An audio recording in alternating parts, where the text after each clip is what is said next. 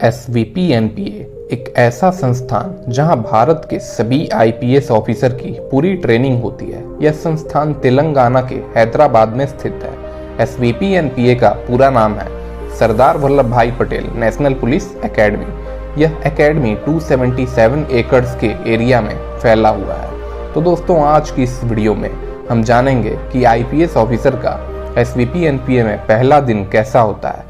इसके अलावा पहले दिन किस किस तरह की ज्वाइनिंग फॉर्मेलिटी पूरी करनी होती है। इसके साथ ही IPS ऑफिसर को एकेडमी ज्वाइन करने से पहले घर से किन किन जरूरी सामानों को साथ लेकर आना होता है, इसकी भी जानकारी मिलेगी। इसके अलावा इस वीडियो के बीच में SVP-NPA से जुड़ा एक ऐसा फैक्ट भी मौजूद है जिसे सुनकर हर कोई हैरान हो जाएगा। तो दोस्तों, इस वीडियो के साथ अंत तक बने रहिए। चलिए दोस्तों, वीडियो शुरू करते हैं। SVP-NPA में पहला दिन। SVP-NPA हैदराबाद के शिवरामपल्ली में स्थित है। यहाँ तक पहुँचने के लिए सबसे नज़दीकी एयरपोर्ट RGI एयरपोर्ट है। इसके अलावा नामपल्ली रेलवे स्टेशन के जरिए भी यहाँ पहुँचा जा सकता है। पहले दिन रेलवे स्टेशन और एयरपोर्ट्स पर SVP-NPA के स्टाफ तैनात रहते हैं जो IPS ट्रेनिंग्स के आगमन पर उन्हें रिसीव करते हैं। एकेडमी पहुँचने पर IPS ऑफिसर को रिसेप्शन काउंटर पर डॉक्यूमेंट्स दिखाने होते हैं। सबसे पहले अपॉइंटमेंट लेटर दिखाना होता है, उसके बाद फोटो आइडेंटिटी कार्ड भी शो करना होता है। इसके अलावा सिक्योरिटी बॉन्ड भी सबमिट करना होता है। इसके साथ ही चल संपत्ति और अभी विवरण जमा करना होता है। इसके बाद IPS ट्रेनिंग्स को अंडरटेकिंग देनी होती है, जिसमें लिखा होता है कि वह अपनी 2 साल की ट्रेनिंग के वक्त किसी भी कॉम्पिटिटिव एग्जाम में शामिल नहीं होंगे। इसके साथ ही एक और अंडरटेकिंग देनी होती है कि वह ट्रेनिंग के वक्त लॉन्ग लीव की भी अप्लाई नहीं करेंगे। फिर इसके बाद IPS ट्रेनिंग्स को एक फॉर्म फिलअप करना होता है, जिसमें अगर उनके खिलाफ किसी भी तरह का क्रिमिनल केस रजिस्टर्ड हो या कभी अनुशासनात्मक कार्रवाई हुई हो तो उसकी जानकारी देनी होती है। सभी तरह के डॉक्यूमेंट सबमिट करने के बाद IPS ट्रेनिंग्स को 10,000 रुपये मेस के एडवांस फी के रूप में सबमिट करने होते हैं। इसके अलावा एकेडमी में स्थित SBI ब्रांच में सभी IPS ट्रेनिंग्स के बैंक अकाउंट्स भी खुलवाए जाते हैं ताकि ट्रेनिंग के वक्त हर मंथ की सैलरी रिसीव हो सके। एकेडमी ज्वाइन करने से पहले IPS ट्रेनिंग्स को इन सभी जरूरी चीज़ों को अपने साथ लेकर आना होता है, जिसमें कि लाइट विंटर क्लोथिंग, अपने स्टेट के रीजनल ड्रेस का सेट, ओरिजिनल एजुकेशनल सर्टिफिकेट और फॉर्मल ओकेशंस के लिए कपड़ों के कुछ सेट शामिल हैं। सभी तरह की फॉर्मेलिटीज पूरी करने के बाद IPS ऑफिसर को एकेडमी का ID कार्ड इशू किया जाता है। उसके बाद रूम अलॉट कर दिया जाता है और अब उन्हें सेंट्रल IPS मेस की ओर जाना होता है। इसी बिल्डिंग में मेस है और हॉस्टल भी है। इस बिल्डिंग में टोटल 140 सिंगल बेडरूम्स हैं जो कि ट्रेनिंग के वक्त IPS ऑफिसर को अलॉट किए जाते हैं। हर रूम में एक व्यक्ति के रहने की ही सुविधा मौजूद होती है। ट्रेनिंग के वक्त IPS ऑफिसर को अपनी फैमिलीज को साथ रखना अलाउ नहीं होता है। इसके अलावा ट्रेनिंग के दौरान IPS ऑफिसर को एकेडमी से कहीं बाहर कमरा लेकर रहने की भी परमिशन नहीं होती है। इसके साथ ही खुद का पर्सनल व्हीकल रखना भी मना होता है। रूम्स में शिफ्ट होने के बाद IPS ऑफिसर को एकेडमी में स्थित सैलून में ले जाया जाता है।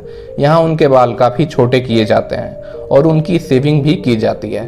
फिर इसके बाद IPS ऑफिसर को एक दूसरे कमरे में ले जाया जाता है जहाँ उनके यूनिफॉर्म्स और शूज़ के लिए नापी ली जाती है। नापी लेने के बाद उनके साइज के शूज़ और यूनिफॉर्म्स उन्हें दे दिए जाते हैं। ट्रेनिंग के वक्त एकेडमी में IPS ऑफिसर को एक दिन में तकरीबन 4 से 5 बार अलग अलग यूनिफॉर्म्स चेंज करने होते हैं, क्योंकि क्लासेस के वक्त अलग यूनिफॉर्म्स पहनना होता है जबकि आउटडोर क्लासेस के वक्त दूसरा यूनिफॉर्म पहनना होता है। वहीं स्पोर्ट्स क्लास और मेस के वक्त अलग अलग यूनिफॉर्म्स पहनना होता है और यह सभी यूनिफॉर्म्स चेंज करने के लिए भी काफ़ी कम टाइम मिलता है। दोस्तों, एक IPS ऑफिसर पुलिस डिपार्टमेंट में ऑफिसर के रूप में कार्यरत तो होता ही है और अगर उनका रिकॉर्ड अच्छा हो तो वह अपनी मर्जी से किसी दूसरे डिपार्टमेंट में भी ट्रांसफ़र के लिए अप्लाई कर सकते हैं। तो दोस्तों, नीचे आप कमेंट बॉक्स में यह कमेंट करके बताओ, अगर आप IPS ऑफिसर बनोगे और फ्यूचर में आपके सामने ऐसा अवसर होगा तो आप इनमें से एक कौन से डिपार्टमेंट में जाना पसंद करोगे, नीचे कमेंट में बताएं।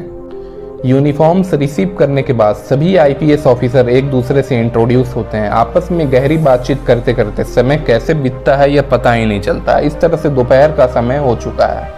एकेडमी में अब लंच का समय है। सभी IPS officer central IPS mess की ओर जाते हैं।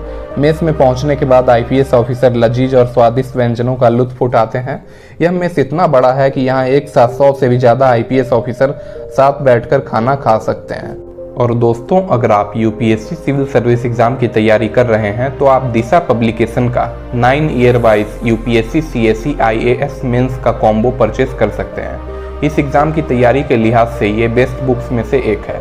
इस कॉम्बो को परचेस करने पर आपको 4 बुक्स मिलेंगे। पहले बुक में आपको यूपीएससी मेंस के जीएस पेपर 1 से पेपर 4 तक पिछले 9 साल में जितने भी क्वेश्चंस पूछे गए थे वो सभी क्वेश्चंस इस बुक में इसके सॉल्यूशंस के साथ मिलेंगे। इसके अलावा यूपीएससी की रिक्वायरमेंट्स के अनुसार हर सॉल्यूशन के लिए वर्ड लिमिट का भी कड़ाई से पालन किया गया है। कुल मिलाकर इस बुक में 650 प्लस क्वेश्चंस के सॉल्यूशंस हैं। दूसरे बुक में आपको यूपीएससी मेंस क्वालिफाइंग पेपर 1 के प्रीवियस 9 ईयर्स के क्वेश्चंस मिलेंगे। इस बुक में आपको कॉम्प्रिहेंशन, ऐसे, प्रेसिस और ग्रामर एक्सरसाइजेस के सॉल्यूशंस भी मिलेंगे जो कि यूपीएससी सीएसई में पूछे गए थे। तीसरे बुक में 68 ऐसेस मिलेंगे जो कि 2013 से 2022 तक यूपीएससी सीएसई में पूछे गए थे। चौथे बुक में आपको लेटेस्ट यूपीएससी मेंस पैटर्न के अनुसार जीएस पेपर 1 से पेपर 4 तक के लिए 20 मॉक टेस्ट मिलेंगे। इसके अलावा इस बुक में लेटेस्ट करंट अफेयर्स के क्वेश्चंस भी मिलेंगे। इन चारों बुक्स के हर सॉल्यूशंस पर पूरी तरह से शोध किया गया है और काफी आसान भाषा में लिखा गया है। यह बुक सभी स्टेट्स के पीसीएस एग्जाम्स के लिए भी उपयोगी है। यह बुक इंग्लिश के अलावा हिंदी में भी उपलब्ध है। तो दोस्तों, अगर आप इस बुक को परचेस करना चाहते हैं तो नीचे डिस्क्रिप्शन बॉक्स में लिंक है। लिंक पर क्लिक करके आप इस बुक को अमेज़न या फ्लिपकार्ट से परचेस कर सकते हैं। अब वीडियो पर वापस आते हैं। लंच करने के बाद सभी आईपीएस ऑफिसर क्लास में जाते हैं। आज पहला दिन होने की वजह से एकेडमी के डायरेक्टर द्वारा सभी आईपीएस ट्रेनीज का स्वागत वेलकम स्पीच से होता है। इसके बाद जानकारी दी जाती है कि इंडोर ट्रेनिंग और आउटडोर ट्रेनिंग में किस किस तरह की टफ एक्टिविटीज होंगी और उससे कैसे पूरा करना होगा। इसके बाद उन्हें डिसिप्लिन, रूल्स और रेगुलेशंस के बारे में बताया जाता है। इसमें आईपीएस ऑफिसर को यह बताया जाता है कि एकेडमी में जितने भी इंडोर और आउटडोर ट्रेनिंग प्रोग्राम्स होंगे उन सभी में सबका अटेंडेंस कंपलसरी होगा। इसके अलावा यह भी जानकारी दी जाती है कि एकेडमी में रूम्स, डाइनिंग हॉल या कहीं भी काफ़ी तेज आवाज़ में गाना सुनना या जोर जोर से बोलने की अनुमति नहीं होती है। एकेडमी के पूरे कैंपस में कहीं भी धूम्रपान करना या शराब के सेवन इत्यादि करने की भी सख्त मनाही होती है। इसके साथ ही यह भी जानकारी दी जाए कि क्लास में आने से पहले उन्हें बायोमेट्रिक अटेंडेंस बनाना पड़ेगा, उसके बाद ही एंट्री करनी होगी। आईपीएस ऑफिसर को ट्रेनिंग के वक्त जो भी सीट एक बार अलॉट होगी वो परमानेंट होगी, तो इस वजह से उन्हें अपनी सीट को छोड़कर दूसरे की सीट पर बैठने की अनुमति नहीं होगी और अगर किसी की सीट खाली होगी भी तो उसे खाली ही रहने देना होगा। एक बात और दोस्तों, अगर आप इस चैनल पर नए हैं तो चैनल को सब्सक्राइब करके बेल आइकन को प्रेस कर लें ऐसी ही नॉलेजेबल वीडियो सबसे पहले देखने के लिए। इसके अलावा आईपीएस ऑफिसर को यह भी जानकारी दी जाती है कि सिर्फ अपने कमरे में ही मोबाइल फोन्स का उपयोग कर सकते हैं। क्लासेस में मोबाइल फोन्स लाने की अनुमति नहीं होगी। हालांकि सिर्फ लैपटॉप लाने की ही परमिशन होगी और क्लास में इसका उपयोग तभी होगा जब इसकी जरूरत पड़ेगी। किसी भी क्लास में एब्सेंट होने या लेट होने पर आईपीएस ट्रेनीज के खिलाफ स्ट्रिक्ट डिसिप्लिनरी एक्शन भी लिया जा सकता है। इसके अलावा आईपीएस ट्रेनीज को यह भी जानकारी दी जाती है कि हर हफ्ते उन्हीं में से किसी एक को क्लास कमांडर बनाया जाएगा। क्लास कमांडर बनने का मौका सभी आईपीएस ट्रेनीज को रोटेशन वाइज मिलेगा। इसका मतलब यह है कि जिस भी ट्रेनी को नया क्लास कमांडर सेलेक्ट किया जाएगा वह पूरे 1 हफ्ते तक क्लास को संभालेगा और उसकी कई सारी ड्यूटीज होंगी। जैसे क्लास कमांडर को यह एंश्योर करना होगा कि सभी आईपीएस ट्रेनीज एकेडमी के सीटिंग प्लान के अनुसार ही बैठे हों, कोई भी अपनी मर्जी से दूसरे की सीट पर ना बैठा हो। क्लास कमांडर की यह भी ड्यूटी होगी कि जैसे ही क्लास में कोई फैकल्टी मेंबर प्रवेश करे तो क्लास कमांडर सबसे पहले खड़े होकर पूरे क्लास को कमांड देगा कि क्लास सावधान बैठ।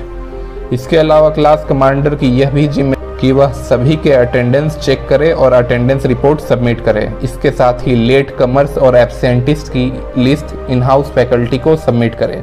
इसके अलावा अगर कोई फैकल्टी मेंबर जिसकी क्लास पहले से शेड्यूल्ड है और वह सही टाइम पर क्लास में नहीं आया तो यहाँ क्लास कमांडर की ड्यूटी होगी कि वह अल्टरनेटिव अरेंजमेंट क्लास के लिए करे।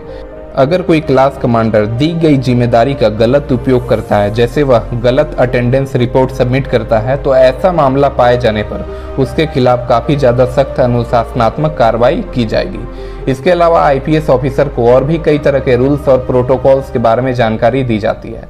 आईपीएस ट्रेनीज को सभी तरह के रूल्स, रेगुलेशंस और प्रोटोकॉल समझाने के बाद यह क्लास खत्म होती है। अब सभी आईपीएस ट्रेनीज एसवीपी एनपीए का पूरा टूर कर इस दौरान आईपीएस ट्रेनिंग्स एकेडमी के सभी अलग अलग विंग्स और डिपार्टमेंट का भी दौरा करते हैं और अलग अलग फैकल्टी मेंबर से इंट्रोड्यूस भी होते हैं। इस तरह से रात के 8 बज चुके हैं। एकेडमी में अब डिनर का समय शुरू हो चुका है। मेस में पहुंचने से पहले आईपीएस ऑफिसर बताए गए रूल्स और प्रोटोकॉल्स को ध्यान में रखते हुए मेस में पहुंचने के बाद डिनर करने के बाद सभी आईपीएस ट्रेनीज अपने अपने कमरे में चले जाते हैं। रूम में पहुंचने के बाद फोन से अपने परिजनों से बात करते हैं और अपने पहले दिन का पूरा एक्सपीरियंस उनके साथ शेयर करते हैं। उसके बाद आईपीएस कल सुबह की प्रतीक्षा के गहरी नींद में सो जाते हैं। कल का दिन सभी आईपीएस ट्रेनीज के लिए बहुत ही खास होगा क्योंकि कल से ही एकेडमी में ट्रेनिंग शुरू होगी। तो दोस्तों आज का हमारा वीडियो यहीं पर समाप्त होता है। अगर वीडियो अच्छा लगा हो तो इस चैनल को सब्सक्राइब करके बेल आइकन को प्रेस कर लें। चलिए दोस्तों मिलते हैं अगली वीडियो में, तब तक के लिए जय हिंद, वंदे मातरम।